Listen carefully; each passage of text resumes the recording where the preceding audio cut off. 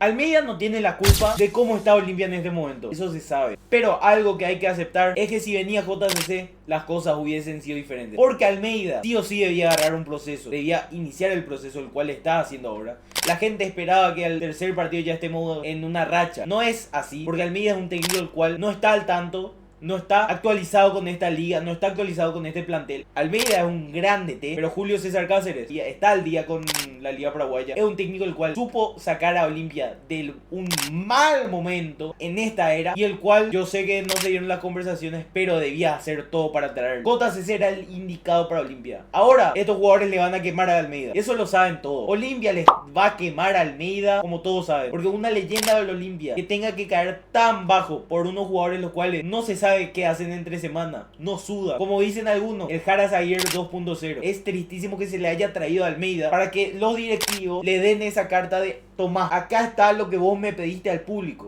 Olimpia de este año ya no se salva. El próximo año reconstrucción y a seguir. Lucha y vuelva, Olimpia, lucha y vuelva.